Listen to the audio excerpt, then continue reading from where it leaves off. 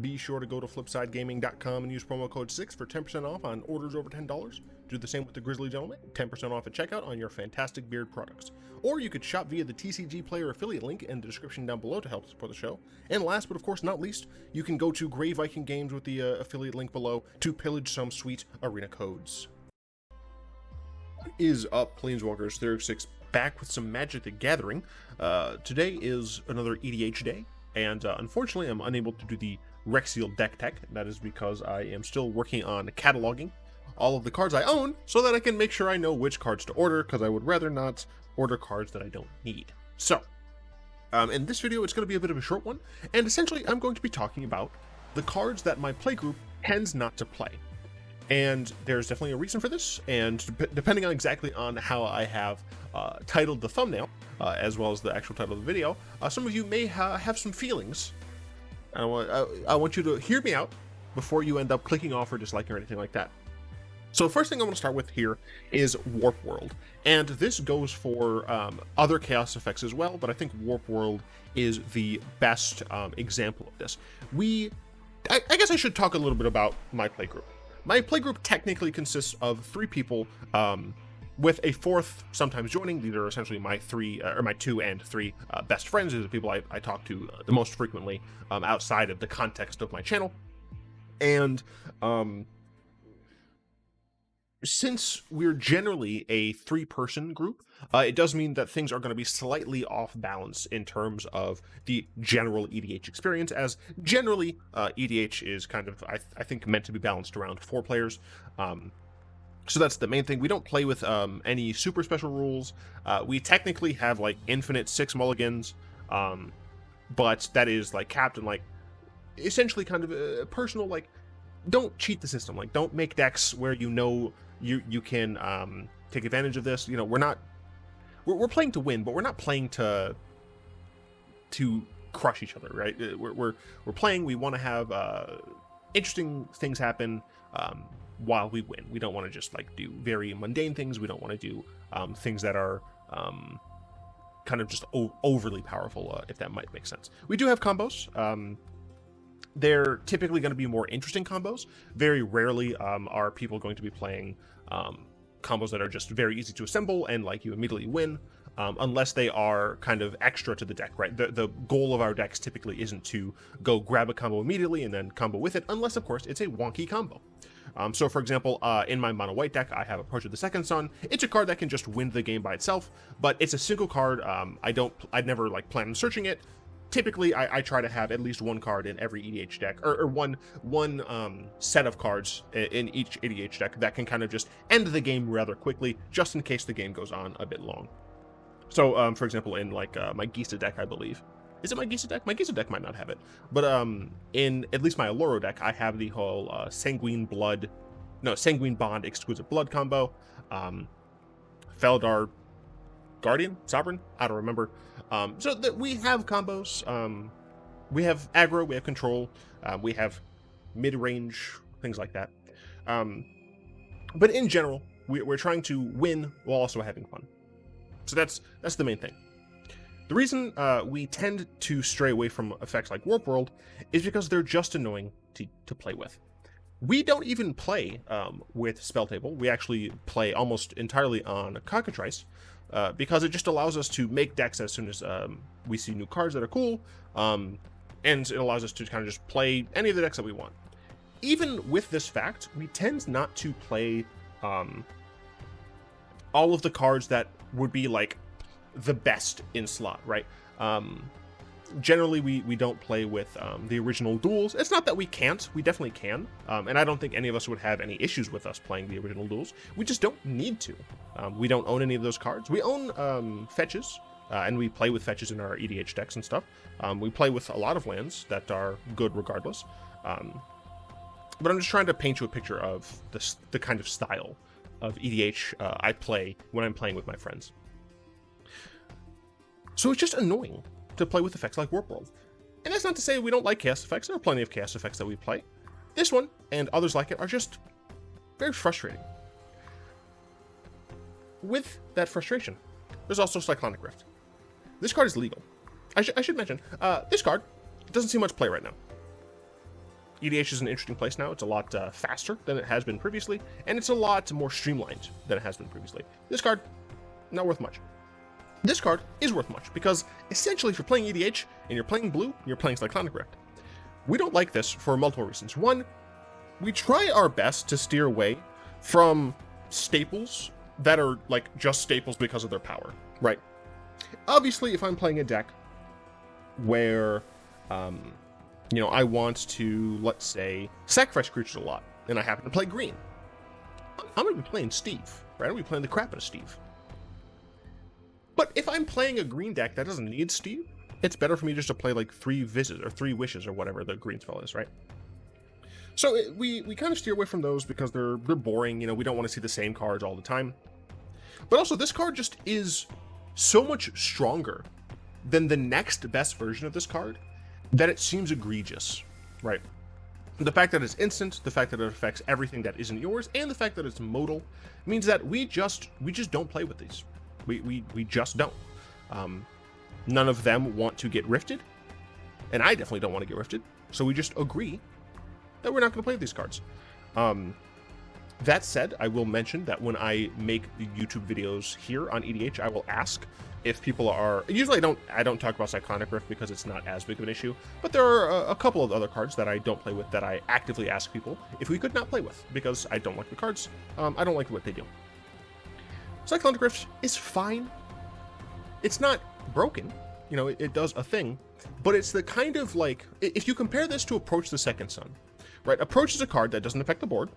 It does gain you life, but you also have to wait, typically, to cast it again to win. Meanwhile, your opponents can just murder you. With Cyclonic Rift, it's very similar insofar as it puts you in a situation where you're very likely going to win off of that amazing tempo that you're just giving yourself, but it's not necessarily going to be fast. And that's one of the big reasons we don't like playing with Cyclonic Rift. We also don't really play with Armageddon, but I mean, I think I'm the one that plays with the most mass land destruction, and that's just Catastrophe and a couple of my white decks. And that's mostly to hit against decks that hyper ramp. But the big issue with Cyclonic Rift is the fact that, like, it just slogs the game down for everyone but the person who cast it. And it's not fun. It's not very fun to play with. It's not fun to play against. Memory Jar is another one of these cards that's just kind of annoying. It's not necessarily broken in Commander, but you'll notice we start to get into the trend of cards that are banned in Legacy and restricted in Vintage.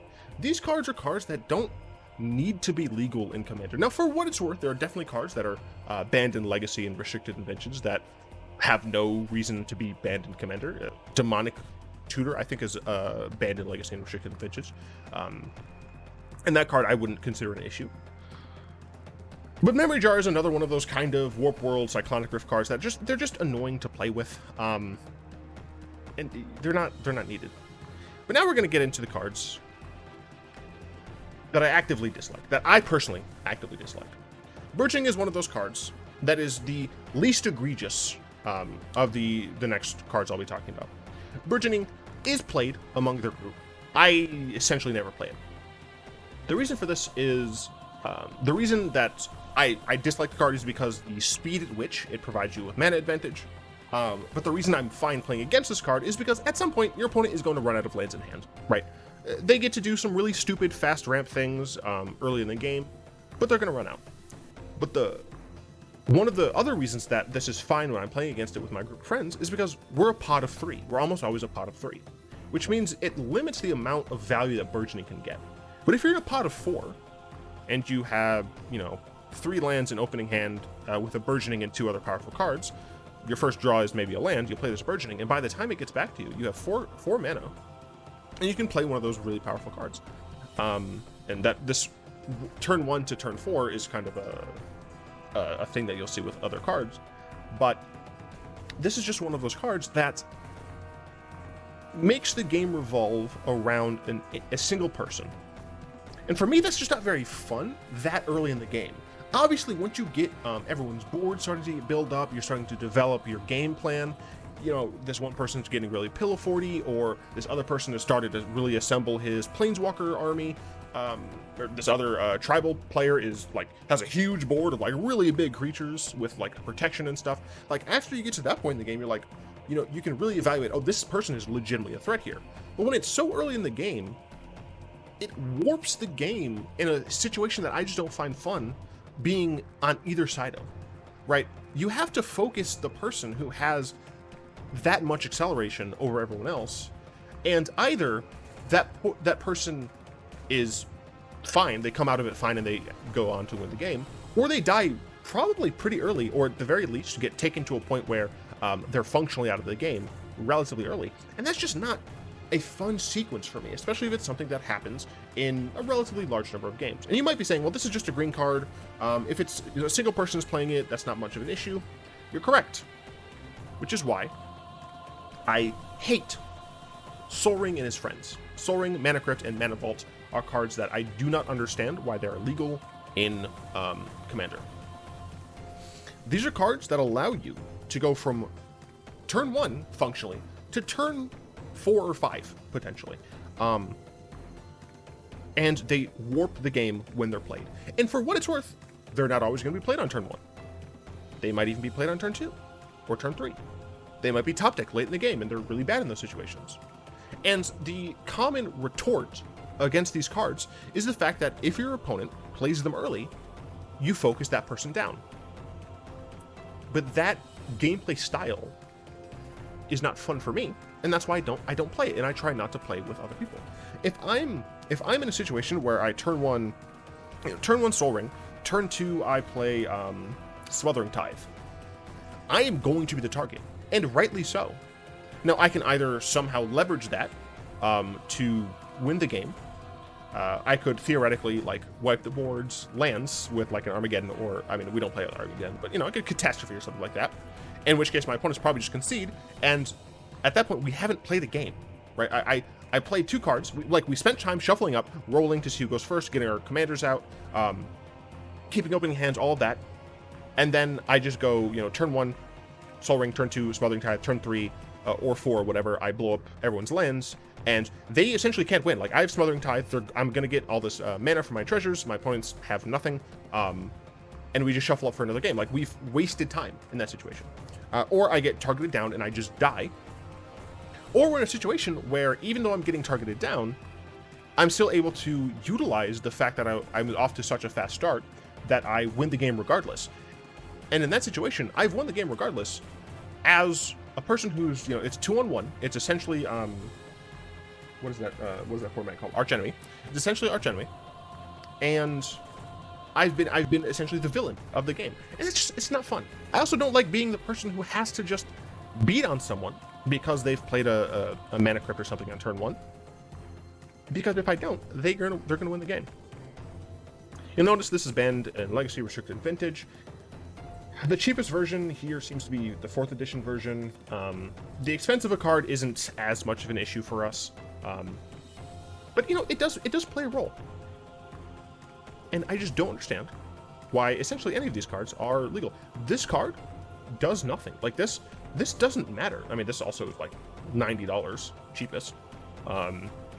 Like the fact that you could lose, you could just take 3 damage, that means nothing. In a game where you start out with 40 life, that means nothing. And turn 1, you could play a 3 drop.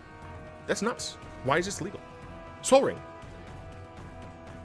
Sol Ring is a card that has been printed so many times. It is functionally common at this point based on the number of times it's been printed.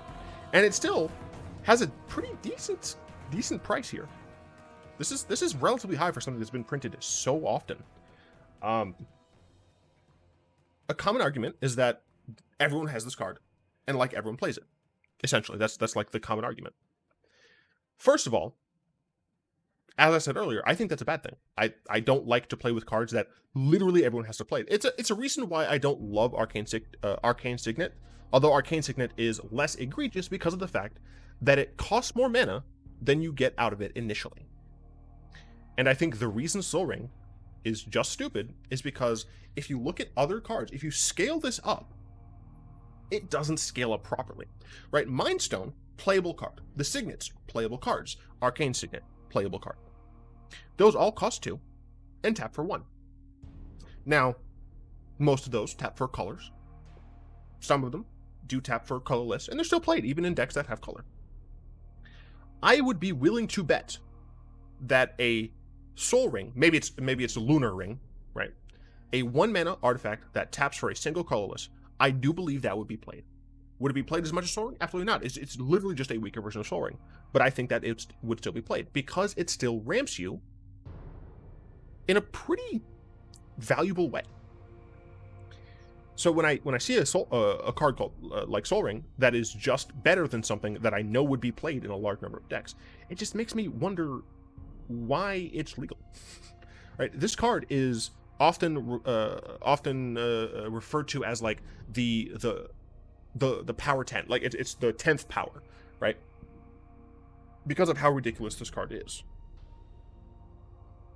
So I just try not to play it. I know Soul Ring is very iconic. I recognize that. But in my opinion, it's played too often. And it leads to games that aren't fun. Some people might enjoy having a very early game of Archenemy in Commander. If I want to do that, I'm going to play Archenemy. I don't want to be in a situation where, for what it's worth, there's typically 3 of us. Let's say there's 4 of us. If one person has a Soul Ring start, they're going to be taken out by 3 people fighting them. If 2 people have a Soul Ring, they're going to be fighting each other while the other 2 just kind of sit and twiddle their thumbs, developing as normal. If 3 people have a Soul Ring, that 4th person is almost certainly not in that game. This is anecdotal, for sure. This is just my experience. But when I'm talking about Commander, as it relates to my experience and what I want to experience, my experience is kind of all that matters. And your experience should also be all that matters to you. So I'm not saying that you're a bad person for playing these cards. I'm also not saying that nobody should play these cards. I'm saying that Commander's fun for me because of the crazy board states and the really just out of nowhere plays that can occur. Commander is not fun for me when I see the exact same cards across several decks every time. It's also not fun for me when I feel like I have to target down someone in the early turns of a game, not because I'm playing an aggro deck, but because one of my opponents has gotten out to a ridiculous start. I have aggro decks, and in those aggro decks I tend to attack a single player, but that's because I'm playing an aggro deck and I need one of them to die so I can kill the other. But yeah, let me know what you all think about this. This is, a shorter video for sure. It's still, 20 minutes or whatever. But it is a shorter video, and it's kind of just my thoughts on the types of cards that I don't play with, the types of cards that I don't like. I just don't like playing with these. Let me know what you all think. Feel free to tell me I'm dumb.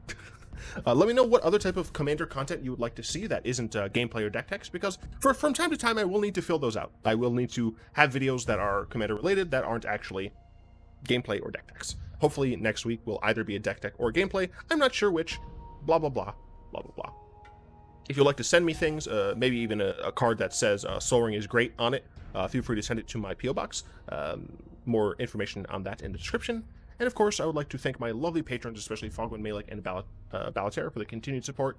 Your support really allows me to make the content that I do, and I'm hoping that this new content schedule is something that it's going to be more varied, and since it's going to be more varied, it's going to be more fun for me, and hopefully that fun extends to you all as well. Yeah, like, comment, subscribe, all the good stuff. Until next time, I'll be one.